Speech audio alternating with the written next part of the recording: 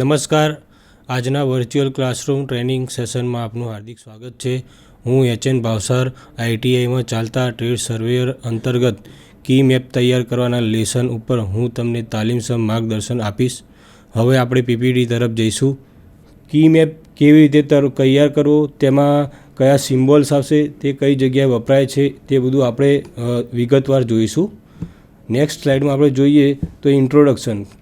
કી પ્લાનનો ઇન્ટ્રોડક્શનની અંદર આપણે જોઈએ તો એન્જિનિયરનું મુખ્ય કાર્ય ચીજ વસ્તુઓનું સર્જન છે. એટલે કે કોઈ બી કાર્ય કરવું હોય તો એન્જિનિયર પહેલાં નકશો બનાવતો હોય છે. નવી ચીજ વસ્તુઓની રચના એન્જિનિયરે કરવાની રહે છે.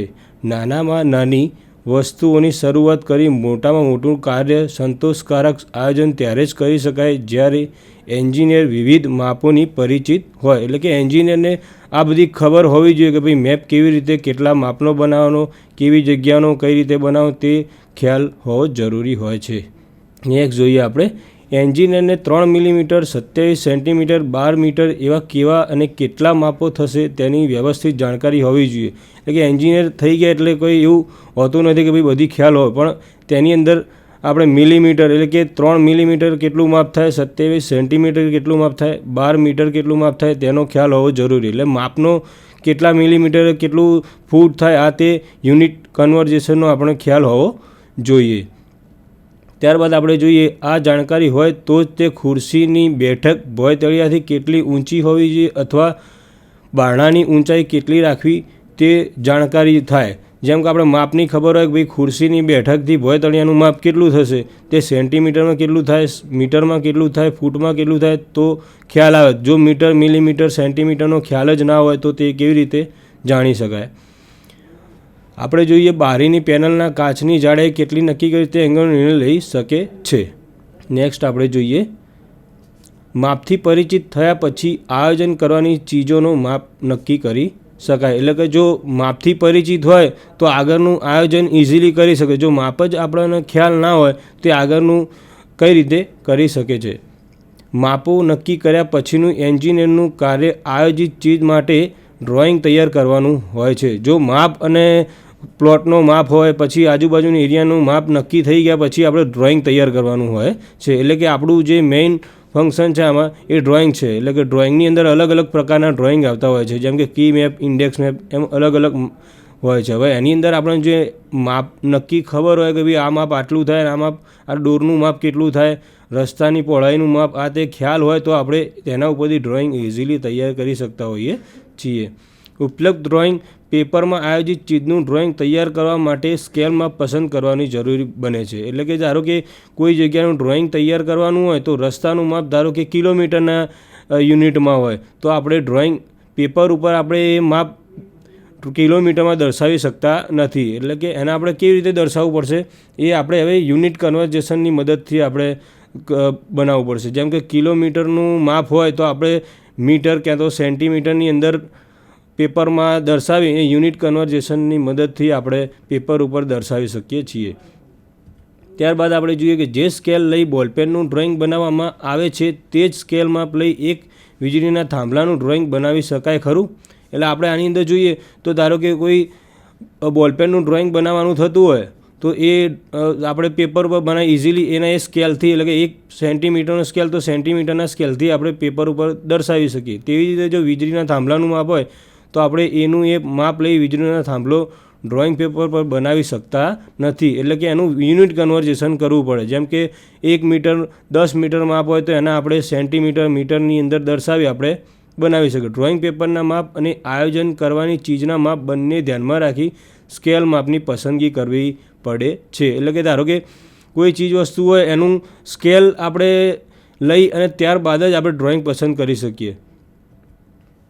આગળ જણાવ્યા પ્રમાણે એન્જિનિયરને બારીની સ્ટોપર માટેના ડ્રોઈંગથી માંડીને કોઈ દેશનો ભાગ અગરખંડ દર્શાવતા ડ્રોઈંગ તૈયાર કરવાના રહે છે. એટલે કે એન્જિનિયર્સ હોય એને નાનામાં નાની વસ્તુથી કોઈ મોટામાં મોટો એરિયા હોય, કોઈ ઇન્ડસ્ટ્રી હોય, ક્યાં તો કોઈ મકાન હોય, એ બધાના ડ્રોઈંગ કરવાના હોય છે. હવે ત્યાંનું આપણો નોલેજ હોવું જરૂરિયાત છે.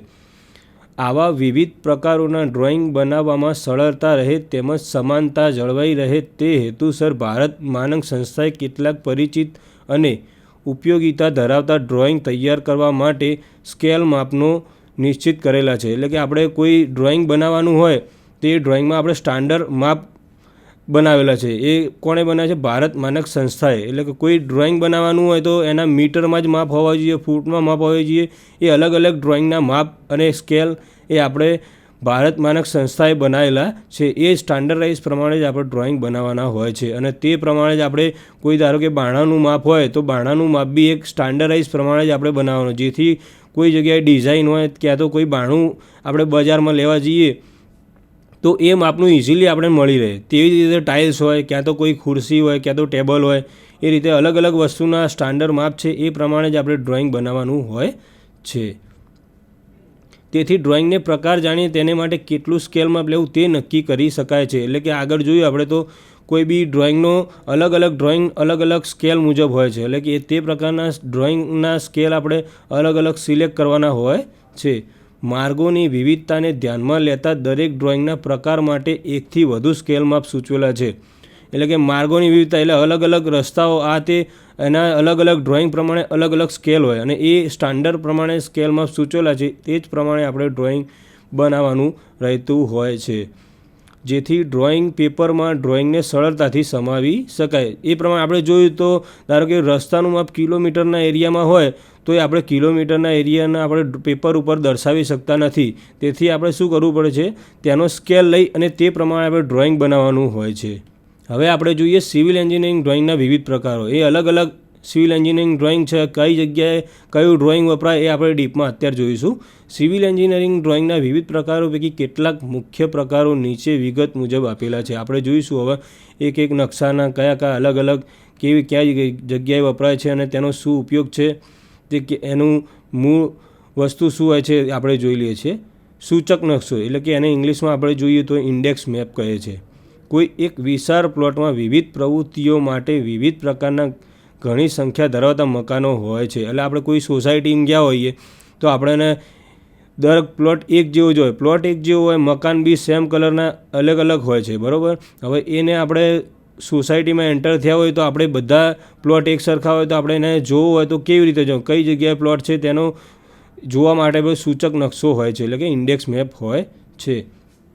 તે સંજોગોમાં અજાણી વ્યક્તિ માટે તેની પસંદગી પ્રમાણેનું મકાન કયું છે તે નક્કી કરવું મુશ્કેલ બની જાય. એટલે આપણે કોઈ સોસાયટીમાં એન્ટર થયા તો એ મકાન કયા નંબરનું છે ને રોડ રસ્તા કયા છે ને કઈ જગ્યાએ આવેલું લોકેશન જોવું હોય તો આપણે ચોક્કસ ક્યાં મળશે? આપણને ઇન્ડેક્સ મેપમાં મળશે. એટલે ચોક્કસ મકાન શોધવા માટે ખૂબ ફરવું પડે છે અને સમય ફાળવવો પડે છે. તેમજ કામકાજના વ્યસ્ત રહેલી વ્યક્તિઓને એકાગ્રતા ખોળવી માહિતી મેળવવી પડે. આપણે કોઈ જગ્યાએ સોસાયટી એન્ટર થયા હોઈએ તો તે મકાન શોધવા માટે આપણે બહુ ફરવું પડે અને તે ફર્યા પછી આપણે કોઈ કામમાં વ્યસ્ત હોય એ વ્યક્તિને આપણે પૂછીએ તો એનો બી સમય બગડે અને આપણો બી સમય બગડે. એ ના કરવામાં આપણે ઇન્ડેક્સ મેપ મૂકેલા હોય છે. સોસાયટીની બહાર આપણે નકશો મૂકેલો હોય કે આ નંબરનું મકાન આ રસ્તા ઉપર છે ને આ લોકેશન ઉપર છે, તે જોવામાં આપણે કયો નકશો ઉપયોગ થશે? ઇન્ડેક્સ મેપનો ઉપયોગ થતો હોય છે. આવી મુશ્કેલીના ઉપાય રૂપે આ પ્રકારના પ્લોટના પ્રવેશ દ્વાર આગળ એક નકશો મૂકવામાં આવે છે. જ્યાં આપણે સોસાયટીમાં કોઈ જગ્યાએ એન્ટર થતા હોઈએ તો તે પ્લોટના પ્રવેશ દ્વાર આગળ જ એ નકશો મૂકવામાં આવેલો હોય છે. તેને આપણે શું કહીએ? Index map. અને તેમાં પ્લોટમાં આવેલ દરેક મકાન તથા તે મકાનમાં કરવામાં આવતી પ્રવૃત્તિઓ દર્શાવવામાં આવેલી છે. એ જગ્યાએ ધારો કે કોઈ નંબર આપેલા હોય કે A1, B1, B2, C2 એના અલગ અલગ જો મકાન હોય પણ આપણે એન્ટર થઈએ સોસાયટી તો બધા મકાન એક જેવા જ લાગતા હોય. એ અલગ અલગ તારવવા માટે આપણે ઇન્ડેક્સ મેપમાં જોઈએ તો આપણે ઇઝીલી ખબર પડી જશે કે ભાઈ આ જગ્યાએ રોડ ઉપર કયું મકાન કઈ ગલીમાં આવેલું તે આપણે જોઈ શકીએ છીએ. મકાનમાં કરવામાં આવતી પ્રવૃત્તિઓ દર્શાવવામાં આવેલ હોય છે. આ પ્રકારના નકશાને શું કહે છે? ઇન્ડેક્સ મેપ કહે છે. નેક્સ્ટ આપણે જોઈશું મકાનની સંખ્યા વધુ હોય તો બધા જ મકાનોને નંબરો આપી દરેક નંબરની વિગતો આપવાથી કામ સરળ બને છે.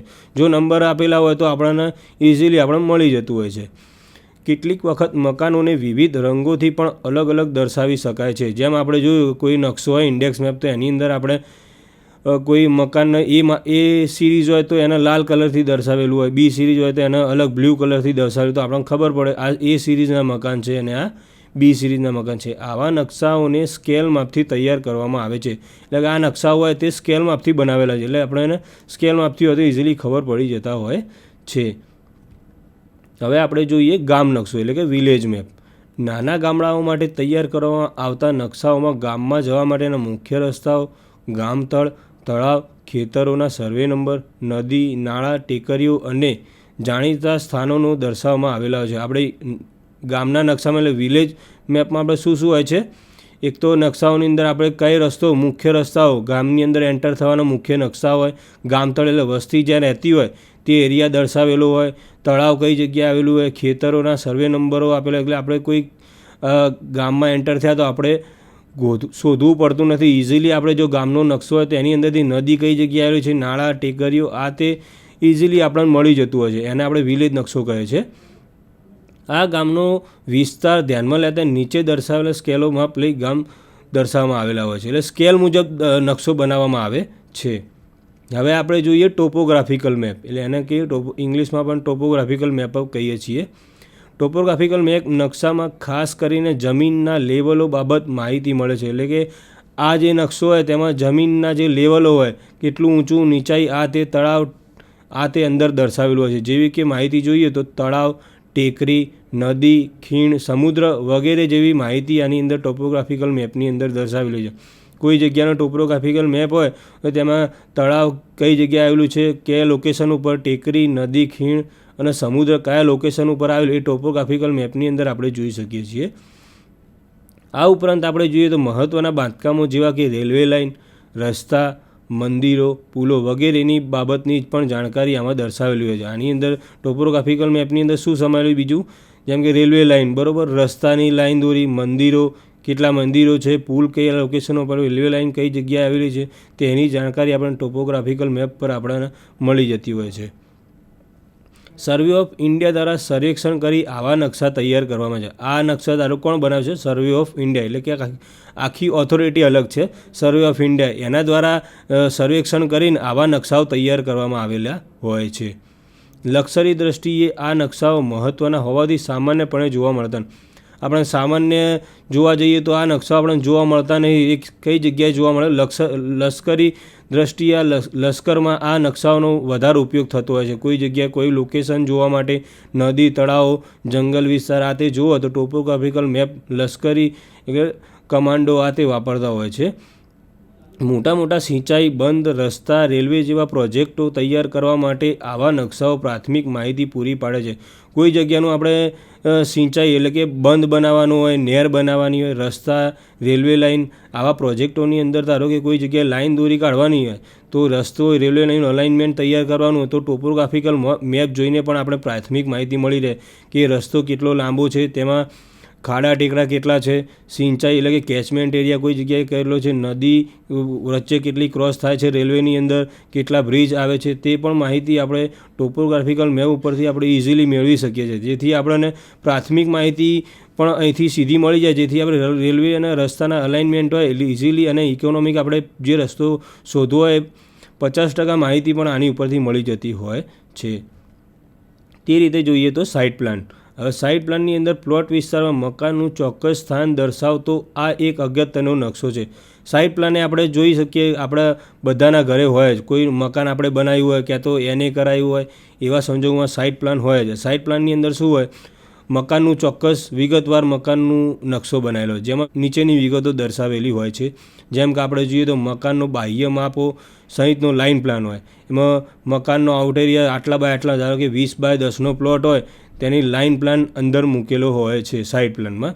બીજું જોઈએ તો પ્લોટમાં દાખલ થવા માટેનો દરવાજો અને દરવાજાની પહોળાઈ. તો આપણે જોઈએ તો સાઇટ પ્લાનની અંદર પણ દર્શાવેલું હોય કે દરવાજો કેટલા માપનો છે, કેટલો પહોળો છે, તેની પહોળાઈ પણ દર્શાવેલી હોય છે. તેમાં આપણે બીજું જોઈએ તો કમ્પાઉન્ડ વોલ એટલે કે કમ્પાઉન્ડ વોલનો એ લેન્થ, વિડ્થ તે આપણા કમ્પાઉન્ડ વોલ દર્શાવેલી હોય છે. બીજું જોઈએ તો પાણીની ગટરની લાઇનના જોડાણો કે પાણીની ગટર લાઇન ક્યાંથી કઈ જગ્યાએ નીકળે છે તેનું પણ આની અંદર બતાવેલું હોય છે. પ્લોટનું ક્ષેત્રફળ. હવે આ આપણે જોઈએ તો સાઇટ પ્લાનની અંદર બીજું શું દર્શાવેલું હોય? પ્લોટનું ક્ષેત્રફળ એટલે એનું માપ. ધારો કે કેટલું માપ છે, લગભગ 300 સ્ક્વેર મીટરનો છે, 250 સ્ક્વેર મીટરનો છે, એ પણ માપ આની અંદર દર્શાવેલું હોય છે. જેથી આપણને ઇઝીલી ખબર પડી આપણો પ્લોટ કેટલા બાય કેટલા એરિયાનો છે, તેનું ક્ષેત્રફળ ઇઝીલી મળ્યું છે. ડ્રોઈંગનું સ્કેલ માપ. આપણે કોઈ એન્જિનિયર હોય એને સ્કેલ માપ જોવું હોય કે ભાઈ માપ લેવું હોય પ્લોટ ઉપર કે કેટલા ફૂટનું આ બાંધકામ થયું અને કેટલા ફૂટની ટાઇલ્સ થયું, કેટલું માપ થયું, એ જોવા માટે આપણે સ્કેલ માપ જોઈએ. હવે સ્કેલ માપ હોય તો કે સાઇટ ઉપર માપ્યું હોય તો કે 50 મીટર થાય, તો એ જે નકશા ઉપર કેટલું થાય એના મુજબ આપણે સ્કેલ લીધેલો હોય છે. તે મુજબ શું હોય બીજું આની અંદર દર્શાવેલ સાઇટ પ્લાનની અંદર પ્લોટ નંબર તથા પ્લોટની બાજુઓની લંબાઈઓ તે જોઈએ. પ્લોટનો નંબર હોય કે ભાઈ 20 નંબરનો પ્લોટ છે, એની બાજુમાં 21 નંબરનો પ્લોટ, એની બાજુમાં 19 નંબરનો પ્લોટ, તો આપણને ખબર પડે કે ભાઈ પ્લોટ નંબર કયો છે. એની ઉપરથી પ્લોટની બાજુની લંબાઈ કે ભાઈ લંબાઈ કેટલી છે પ્લોટની, તો કે 20 મીટર હોય ક્યાં તો ભાઈ 10 મીટર હોય, જે પણ આપેલું હોય તે પણ દર્શાવેલી હોય છે. પ્લોટની બધી બાજુ પર આવેલા પ્લોટોના નંબર. હવે આપણે આ મેઇન છે. પ્લોટની બાજુમાં ધારો કે કયો નંબર આવેલો એ આપણો પ્લોટ કયો છે એ પણ જાણવું હોય તો પહેલાં આજુબાજુના પ્લોટ નંબર હોય તો ભાઈ 20 નંબરનો પ્લોટ છે તો એની બાજુમાં 19 નંબર હોય, એની જમણી બાજુ ધારો કે 21 નંબર હોય તો આપણો 20 નંબર હોય, એ પણ આપણને આ સાઇટ પ્લાન ઉપરથી ખબર પડતી હોય છે. મકાનો અને પ્લોટની હદ વચ્ચેના માર્જિનો. આપણે બે મકાન વચ્ચેનું પ્લોટનું હદ હોય તે કેટલું માર્જિન છે તે પણ આ પ્લાનની અંદર દર્શાવેલો હોય છે. હવે મેઇન આપણે કોઈ બી નકશો હોય તો એમાં ઉત્તર દિશા મેઇન હોય છે કે એ દિશાના સાપેક્ષમાં કેટલું પ્લોટ આપણો કેટલી લંબાઈ પહોળાઈ અને કઈ દિશામાં છે, તો એ ઉત્તર દિશા દર્શાવેલી હોય છે આ પ્લોટમાં. હવે જોઈએ તો આપણે લેઆઉટ પ્લાન. કોઈપણ મોટા વિસ્તારમાં નાની વિગતોની ગોઠવણી કેવી રીતે કરવી તેની વિગતો આ નકશામાં મળી રહે છે. જોયું આપણે કે કોઈ મોટો વિસ્તાર હોય એમાં ખૂબ મોટો વિસ્તાર હોય અને એમાં નાનામાં નાની વિગતો આપણે જોવી હોય તો લેઆઉટ પ્લાન હોય છે. હવે લેઆઉટ પ્લાનની અંદર શું હોય કે વિસ્તારમાં કોઈ મોટો વિસ્તાર હોય એમાં નાની વસ્તુની અંદર નાના પ્લાનની અંદર દર્શાવવું હોય તો આપણે લેઆઉટ પ્લાન હોય છે. ઉદાહરણ રૂપે જોઈએ તો મોટા પ્લોટના નાના મકાનો, કારખાનાના મોટા ખંડોમાં યંત્રોની ગોઠવણી. આપણે કોઈ મોટું ખેતર હોય ખાસા વીઘાની અંદર, હવે એ વીઘાની અંદર મકાનો બનાવવાનું હોય તો એમાં એક લેઆઉટ પ્લાન તૈયાર થાય. હવે લેઆઉટ પ્લાનની અંદર આપણે જોઈ શકીએ કે ભાઈ કેટલા મકાનોનો પ્લોટ છે, કેટલા મકાન આની અંદર જશે, કેટલા નંબરોના મકાન છે. 150 મકાન હોય ધારો કે એક પ્લોટની અંદર, તો લેઆઉટ પ્લાન બનાવીએ તેમાં 150 મકાન આપણે દેખી શકીએ છીએ. કેટલા રોડ રસ્તા છે એ પ્રમાણે આપણે કારખાનાનો લેઆઉટ જોઈએ તો એમાં કારખાનાના લેઆઉટની અંદર આપણે યંત્રોની ગોઠવણી હોય, કેટલા યંત્રો છે, એ વચ્ચે કેટલું ડિસ્ટન્સ છે, કેટલી એનું માપ છે, આ તે કેટલા યંત્રો ગોઠવેલા તે પણ આપણે લેઆઉટ પ્લાનમાં બનાવી શકીએ છીએ. ઘરમાં મોટા ખંડમાં ફર્નિચર, રાયર ચીલાની ગોઠવણી, આ તે આપણે પ્લોટની અંદર કયા બેડરૂમ હોય, કઈ જગ્યાએ ફર્નિચર, ધારો કે સોફો મૂક્યો હોય, કોઈ જગ્યાએ બેડ મૂક્યો હોય, કઈ જગ્યાએ ટીવી છે, આ તે એક લેઆઉટ પ્લાનની અંદર આપણને ખબર પડી જાય. જેમ કે બેડ રૂમ કઈ જગ્યાએ હોય છે, કિચન કઈ જગ્યાએ, આપણો ધારો કે બહારનો વરંદા હોય, ડ્રોઈંગ હોલ હોય, આપણું ડાઇનિંગ ટેબલ, આ તેનું જે ગોઠવણી કઈ જગ્યાએ કેવી રીતે કરવી તે લેઆઉટ પ્લાનની અંદર આપણે જોઈ શકીએ છીએ. આ નકશામાં મોટા વિસ્તાર માપી તથા નાની વિગતોની એકબીજાના તથા મોટા વિસ્તારના સંદર્ભમાં માપો સાથેની ગોઠવણી, નાની વિગતો વચ્ચે રહેતી જગ્યાઓની પહોળાઈઓ વગેરેની વિગતો આપવામાં આવે છે. આપણે જોયું તો આની અંદર કોઈ જગ્યાએ મશીનો મૂક્યા હોય કોઈ કારખાનાની અંદર તો બે વચ્ચેનું ડિસ્ટન્સ કેટલું છે, બે વચ્ચેની લંબાઈ પહોળાઈ, આ તે એ આપણે ઇઝીલી આની અંદર લેઆઉટની અંદર જોઈ શકીએ છીએ. જેમ કે એ રીતના જોયું તો કોઈ ઘરનો નકશો હોય તેમાં બેડ કેટલા માપનો છે, કેટલી જગ્યાએ મૂકી શકાય છે, એ રૂમની અંદર કેટલી જગ્યા રહે છે તે પણ આપણે જોઈ શકીએ છીએ. આ પ્રકારના નકશા આપેલા વિસ્તારમાં વૈકલ્પિક ગોઠવણીઓ કરવા અથવા આપેલી વિગતોનો સમાવેશ કરી શકાય કે કેમ તે જાણવા ઉપયોગી છે. હવે નકશાની અંદર આપણે જોયું કે કોઈ જગ્યાએ કોઈ બેડ ગોઠવ્યું હોય તો પણ એ બેડની લંબાઈ પહોળાઈ વધારે હોય તો એની વૈકલ્પિક ગોઠવણી કરવી કે ના કરવી તે આપણે આ નકશા ઉપરથી આપણે જોઈ શકીએ છીએ. નેક્સ્ટ આપણે જોઈએ વર્કિંગ ડ્રોઈંગ. વર્કિંગ ડ્રોઈંગ કઈ જગ્યાએ ઉપયોગ થશે તે આપણે જોઈએ. સૂચિત મકાન બનાવવાની મંજૂરી મેળવવા, બાંધકામ વખતે સુપરવિઝન કરવા, બાંધકામની વિગતો દર્શાવવા આ પ્રકારના નકશાઓની ખૂબ જ જરૂરી છે. હવે આપણે જોઈએ કોઈ એન્જિનિયરે ડ્રોઈંગ બનાવ્યું, હવે તે કોઈ કોન્ટ્રાક્ટરને આપણે મકાન બનાવવા આપ્યું, હવે એ મંજૂરી એન્જિનિયરને મેળવવાની હોય તો આપણે વર્કિંગ ડ્રોઈંગ ત્યાં એને કરાવવા આપવું પડતું હોય. હવે વર્કિંગ ડ્રોઈંગ ઉપરથી આપણને ખબર પડે કે મકાનનો પ્લોટ એરિયા કેટલો છે, એની લંબાઈ પહોળાઈ કેટલા એરિયાની અંદર મકાન બનાવ્યું તે મકાન એને કરવા માટે વર્કિંગ ડ્રોઈંગ આપવું પડતું હોય છે. ત્યારબાદ આપણે જોઈએ મકાન સુપરવિઝન કરવા બાંધકામની વિગતો દર્શાવવા. એટલે આપણે સુપરવાઇઝરને આપણે નકશો આપ્યો હોય તો એને ઇઝીલી આપણે ખબર પડી જાય વર્કિંગ ડ્રોઈંગ પરથી કે બેડરૂમ કઈ જગ્યાએ છે, તેની લંબાઈ કેટલી છે, તેની પહોળાઈ કેટલી છે, કઈ જગ્યાએ કેટલું બાંધકામ કરવાનું, કઈ જગ્યાએ કેટલી જગ્યાઓ છોડવી, કઈ જગ્યાએ બેડરૂમ બનાવવા, આ તે નકશા ઉપરથી વર્કિંગ ડ્રોઈંગ ઉપરથી ખબર પડી જતી હોય છે. આવા વિગતવાર નકશાઓ બનાવવા અગાઉ સૂચિત મકાન માટે 3 કે 4 વૈકલ્પિક લાઇન પ્લાન તૈયાર કરી તે પૈકી પસંદ થયેલ લાઇન પ્લાન પ્રમાણે વર્કિંગ ડ્રોઈંગ તૈયાર કરવાથી સમય અને મહેનત બચે છે. આમાં 3 કે 4 વૈકલ્પિક લાઇન પ્લાન તૈયાર કર્યા પછી આપણે એની ઉપરથી આપણે સીધું વર્કિંગ ડ્રોઈંગ બનાવતા હોઈએ છીએ. વર્કિંગ ડ્રોઈંગમાં આપણે જોઈએ તો ખંડોની ગોઠવણી, માપો, પેસેજ, બારી, બારણા, વેન્ટિલેટર, દિવાલોની જાડાઈ, રસોડા, બાથરૂમ, સંડાસ, માળિયાની વિગતો, પગથિયા, દાદર, બાલ્કની, વેધર શેડ, થાંભલાઓ વગેરેની વિગતો દર્શાવેલી હોય છે. આમાં વર્કિંગ ડ્રોઈંગની અંદર આપણે જોયું, મેં આગળ બતાવ્યું કે ભાઈ બધું હોય કે આની અંદર કેટલા માપો, કેટલા બારણાનું માપો છે, વેન્ટિલેટર કઈ જગ્યાએ છે, તે દિવાલોની જાડાઈ કેટલી છે, રસોડું કઈ જગ્યાએ છે, સંડાસ, બાથરૂમ, આ બધાના લોકેશન આપેલા હોય છે. એટલે આપણે સુપરવાઇઝરને ધારો કે કોઈ સાઇટ ઉપર વર્કિંગ ડ્રોઈંગ આપ્યું હોય તો એ પ્રમાણે બેઠું એ છાપીને મકાન બનાવી દેતું હોય છે. એટલે આ વર્કિંગ ડ્રોઈંગ હોય તો ઇઝીલી આપણને ખબર પડી જાય. આપણે ભાઈ જોઈએ તો આપણને ભાઈ ખબર પડી જાય કે પગથિયા કઈ જગ્યાએ છે, બાલ્કની કઈ જગ્યાએ, બાથરૂમ કઈ જગ્યાએ, એ ઇઝીલી આપણને ખબર પડી જાય છે. વધુમાં જોઈએ તો મકાનની ઊંચાઈને લગતી વિગતો દર્શાવવા માટે મકાનના આડછેદો પણ દર્શાવેલા. હવે વર્કિંગ ડ્રોઈંગની અંદર આપણે બધી ખબર પડી જાય મકાનની ઊંચાઈ કેટલી છે, કેટલા માળનું છે, તેમાં બારણાની ઊંચાઈ કેટલી, બારીની ઊંચાઈ કેટલી, તે દિવાલો કેટલી ઊંચાઈની છે, તેમાં કઈ જગ્યાએ બારી બારણા મૂકેલા તે પણ વર્કિંગ ડ્રોઈંગની અંદર આપણે ખબર પડી જતી હોય છે. હવે જોઈએ આપણે કી પ્લાન. બરાબર, મેઇન આપણે જોઈએ કી પ્લાનની અંદર ઊંડાણપૂર્વક જોઈએ. કોઈ બહુ જાણીતા સ્થળે જવા માટે કયો માર્ગ પસંદ કરવો તે નક્કી કરવા ચાવી નકશો મદદરૂપ બને છે. બરાબર, આપણે કોઈ મોટી સોસાયટી હોય તો એની અંદર આપણે ગયા હોય તો ચાવી નકશો હોય એટલે કી પ્લાન ઉપરથી આપણને ખબર પડી જાય કે ભાઈ કઈ જગ્યાએ રસ્તો કઈ જગ્યાએ જાય છે અને લોકેશન કઈ સોસાયટી કયા રોડે આવેલી, એ કી પ્લાન ઉપરથી આપણે ઇઝીલી ખબર પડી જાય. કયા રસ્તે જવું હોય તે રસ્તો આપણને બતાવતો કી પ્લાનની અંદર બતાવે કે આ રસ્તે જવું ને આટલું ડિસ્ટન્સ છે, એ પણ કી પ્લાનની અંદર બતાવે. આ નકશામાં તે સ્થળનું સ્થાન અને તેની નજીકના આસપાસના જાણીતા સ્થળો તથા ત્યાં પહોંચવાના મુખ્ય માર્ગો દર્શાવેલા હોય છે. હવે આની અંદર કેવું હોય, કી પ્લાનની અંદર રસ્તા પણ ઇઝીલી કેટલા મીટરનો રસ્તો છે, કેટલો લાંબો રસ્તો છે અને ત્યાં પહોંચવા માટે કઈ કઈ જગ્યાથી પસાર થવું પડશે, એ કી પ્લાનની અંદર આપણને ઇઝીલી ખબર પડી જતી હોય છે.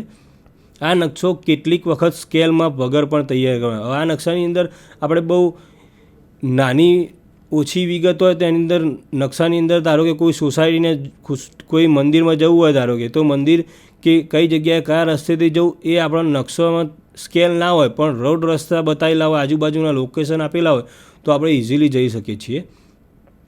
મુખ્ય સ્થાનને અલગ તારવા માટે રંગ કે હેચિંગ કરવામાં આવે છે. આપણે કોઈ જગ્યાએ કી પ્લાન દર્શાવેલો હોય એની અંદર મુખ્ય સ્થાન હોય, કોઈ મંદિરે જવું હોય કે ધારો કે મોટું મંદિર હોય તેના કી પ્લાનની અંદર કોઈ હેચિંગ કરીને કે કલરથી અલગ દર્શાવેલું કે ભાઈ આ મુખ્ય સ્થાન છે, આ રસ્તેથી અહીંયા જવાય છે, તો આપણને જલ્દી ખબર પડી જાય. કેટલાક નકશાઓમાં અંદાજિત અંતરો પણ દર્શાવેલા હોય છે. મેં આપણે કીધું કે ભાઈ એની અંદર નકશાની અંદર પણ એ જગ્યાએ પહોંચવા માટે આપણને અંતર દર્શાવેલું કે કેટલા કિલોમીટરનો રસ્તો કાપવો પડશે તમારે આ લોકેશન ઉપર જવા માટે, એ પણ દર્શાવેલું હોય છે. નકશામાં ઉત્તર દિશા અચૂક દર્શાવેલું. આપણે ધારો કે દિશા ના દર્શાવેલું ઉત્તર દિશા તો આપણને ખબર ના પડે કે કઈ દિશાની અંદર મંદિર હશે, કઈ દિશાને કયું લોકેશન ક્યાં હશે એ આપણે જાણી શકતા નથી. એટલે ઉત્તર દિશા પણ અહીંયા ફરજિયાત હોય છે ને નકશામાં ઉત્તર દિશા દર્શાવેલી હોય છે. આકૃતિમાં એક જાણીતા શિવ મંદિર માટે ચાવી નકશો કેવી રીતે બનાવી શકાય તે નમૂનો દર્શાવેલો છે.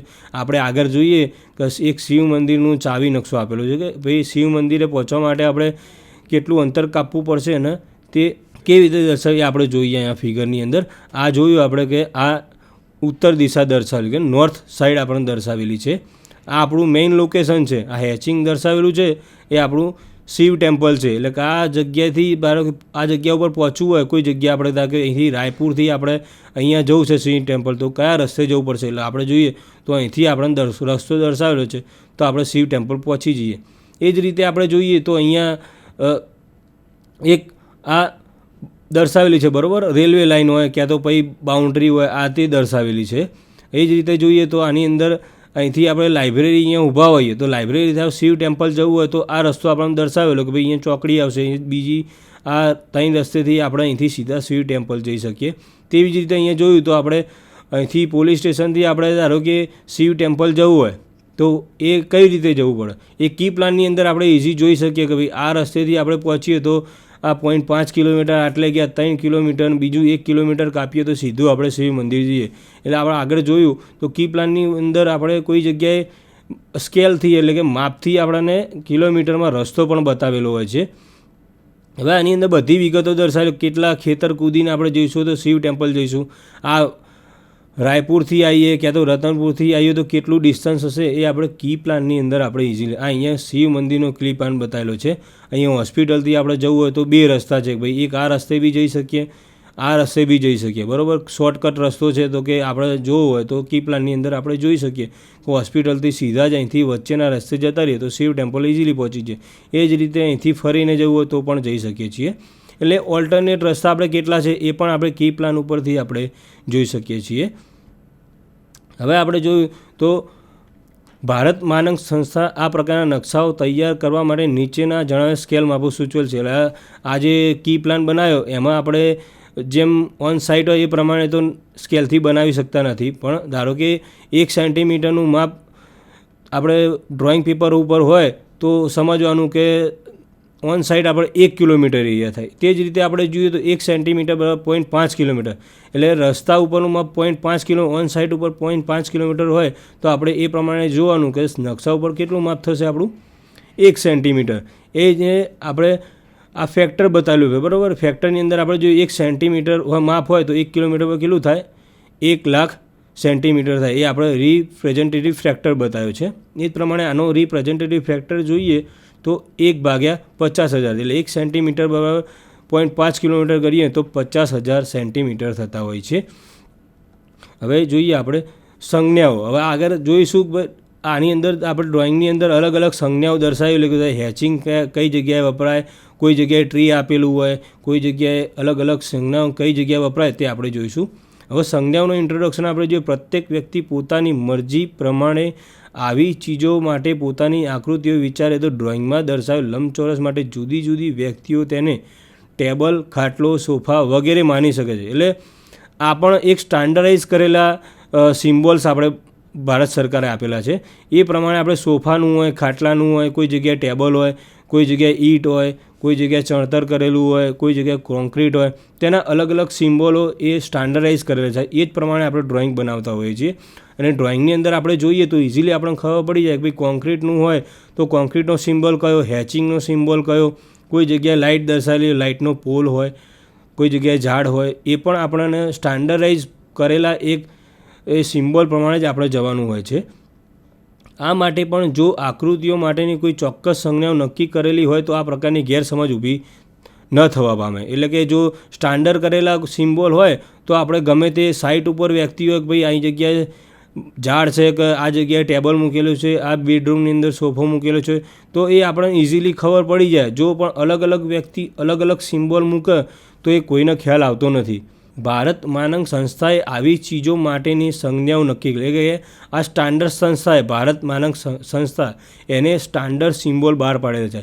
તે જ સિમ્બોલ આપણે મેપની અંદર દર્શાવતા હોય છે, જેથી આપણે ગેરસમજ ઊભી થતી નથી. બેડ હોય તો આપણને તરત જ ખબર પડી જાય કે ભાઈ આ સિમ્બોલ છે તો અહીંયા બેડ જ હશે, આ સિમ્બોલ હશે તો અહીંયા ટ્રી હશે, કોઈ ટેમ્પલનો સિમ્બોલ હશે તો ટેમ્પલ હશે. એ આગળ જોઈએ છીએ આપણે કે ટેમ્પલનો સિમ્બોલ કયો છે, કોઈ હોસ્પિટલનો સિમ્બોલ હોય, મસ્જિદનો સિમ્બોલ હોય, ચર્ચનો સિમ્બોલ કયો છે, એ આગળ આપણે જોઈએ છીએ. આપણે બધી સંજ્ઞાઓનો સમાવેશ કરવા શક્ય ન હોવાથી કેવળ ખાસ ઉપયોગી નિશાનીઓને દર્શાવવામાં આવે છે. આપણે આગળ જોઈએ તો કોઈ ઉપયોગી જે નિશાનીઓનો આપણે ઉપરથી જોઈશું. આવી સંજ્ઞાઓ સિમ્બોલ કહેવામાં આવે છે. કોઈ સંજ્ઞા હોય એને આપણે સિમ્બોલ કહીએ છીએ. હવે આપણે જોઈ શકીએ સામગ્રીઓને લગતા સિમ્બોલો કયા કયા છે. Material, symbol for material. આપણે કોઈ સિવિલ એન્જિનિયર તરીકે જોઈએ, સાઇટ ઉપર જઈએ તો આપણે સર્વેયર તરીકે પણ સાઇટ ઉપર કઈ જગ્યાએ દિવાલ છે, કઈ જગ્યાએ ખેતર છે, કઈ જગ્યાએ બાઉન્ડ્રી છે, એના અલગ અલગ સિમ્બોલ હોય છે. હવે બ્રિકનો સિમ્બોલ આપણે અહીંયા જોઈ શકીએ છીએ, ક્રોસ લીટીઓ છે, બ્રિકનો સિમ્બોલ છે. આ એ તરીકે જોઈએ તો આ સ્ટોનનો સિમ્બોલ છે. આ છે પાર્ટીશન બ્લોક. હવે કોઈ જગ્યાએ પાર્ટીશન બ્લોક હોય તો પાર્ટીશન બ્લોકનો આ સિમ્બોલ છે. આપણે બિલ્ડિંગ બનાવીએ તો આ સિમ્બોલ જે દર્શાવે એ પ્લાસ્ટરનો સિમ્બોલ છે. એ જ રીતે આપણે જોઈએ તો અહીંયા આ કોન્ક્રીટનો સિમ્બોલ છે. આ કોન્ક્રીટ અને રેન્ફોર્સ કોન્ક્રીટની અંદર પણ અલગ અલગ સિમ્બોલ છે. આ થોડો લાઇટ હોય છે, આ થોડો ડાર્ક હોય છે કોન્ક્રીટનો. એ જ પ્રમાણે રેન્ફોર્સ કોન્ક્રીટનો છે. પછી આ છે પાર્ટીશન એક્ઝિસ્ટિંગ વર્ક, એટલે કે આ એક્ઝિસ્ટિંગ વર્કનો સિમ્બોલ છે. આ છે સ્પેશિયલ બ્રિક, કોઈ સ્પેશિયલ બ્રિક બનાવેલી હોય તો એનો સિમ્બોલ આ બનાવેલો છે. એ જગ્યાએ આ છે કુંડીનો, બરાબર. આ સોવર હેડનો છે. એ જ પ્રમાણે આ કોર્ડલ લેબોરેટરી બેઝિનનો છે. એ પ્રમાણે આપણે જોઈએ તો ટફ લેબોરેટરી વોલ ટાઈપનો છે. એ આ દર્શાવેલું છે અહીંયા. એ જ પ્રમાણે કોઈ જગ્યાએ આપણે સાઇટ ઉપર જોઈએ તો કોઈ શોરૂમ બનાવેલો હોય તો આ પ્રમાણે સિમ્બોલ દર્શાવેલું તો ગ્લાસનો સમજવાનો, બરાબર. તે રીતે આપણે કોઈ જગ્યાએ બારણું બનાવેલું હોય તો બારણાની અંદર આપણે જોઈએ તો એ વુડનો સિમ્બોલ છે. આ છે વુડનો સિમ્બોલ, બરાબર. હવે slab reinforce one way, slab reinforce one way slab હોય તો આપણે કઈ રીતે બનાવેલી એનો સિમ્બોલ આ છે. ચોકડી મારેલી હોય તો શું સમજવાનું આપણે, સ્લેબ રેન્ફોર્સ ટુ વે સ્લેબ છે એ. એ જ પ્રમાણે મેટલ સેક્શન, આ બધા જે છે એલ સેક્શન મેટલનું હોય, કોઈ જગ્યાએ એલ સેક્શન હોય, ઊંધો એલ સેક્શન હોય, એ મેટલ સેક્શનના સિમ્બોલ છે. હવે આપણે જોઈ શકીએ તો અહીંયા હાર્ડ કોર, કોઈ જગ્યાએ હાર્ડ કોર દર્શાવેલું તો આ રીતે સિમ્બોલ દર્શાવેલું છે.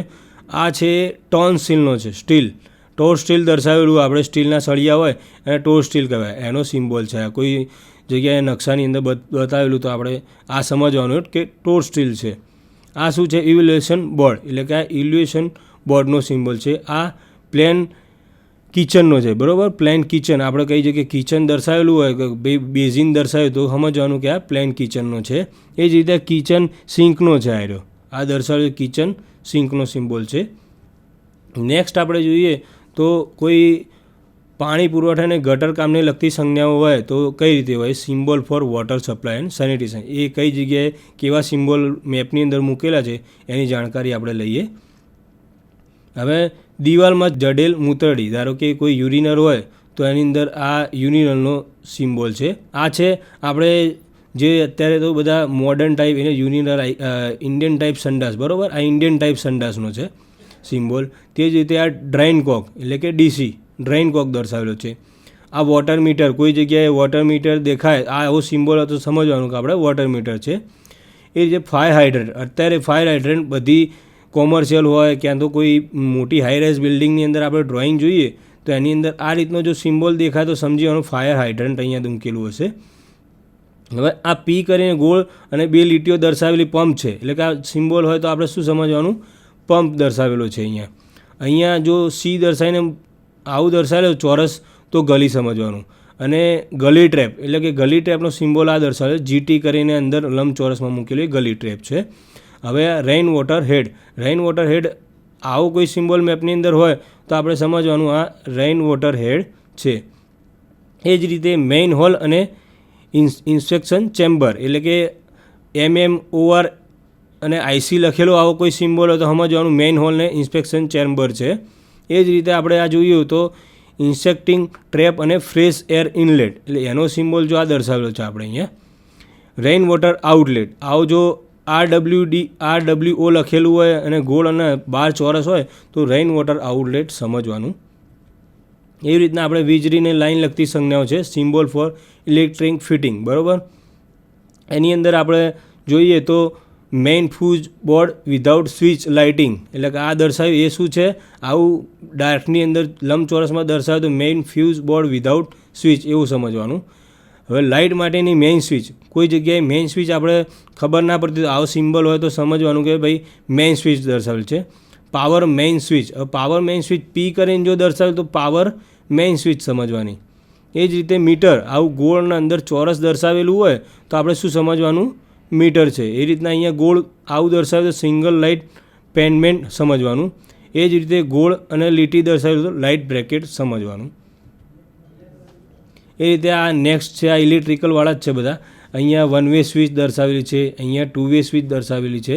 એ રીતે સોકેટ આઉટલેટ 2 પિન 5 એમ્પિયર દર્શાવેલ છે. અહીંયા દર્શાવ્યું છે સોકેટ આઉટલેટ 3 પિન 5 એમ્પિયર દર્શાવેલું છે. એ જ રીતે આપણે જોઈએ તો અહીંયા બેલ પુશ બેલ દર્શાવેલું છે અહીંયા. એ જ રીતે અહીંયા બીજો આ બેલ પુશ છે, અહીંયા આ બેલ છે. એ જ રીતે આવું સિમ્બોલ હોય તો આપણે શું સમજવાનું? બઝર છે. આ શું છે? આપણું ફાયર એલાર્મ પુશ, એટલે કે અહીંયા આવો સિમ્બોલ ગોળવાળો સિમ્બોલ દર્શાવેલો ફાયર એલાર્મ પુશ છે.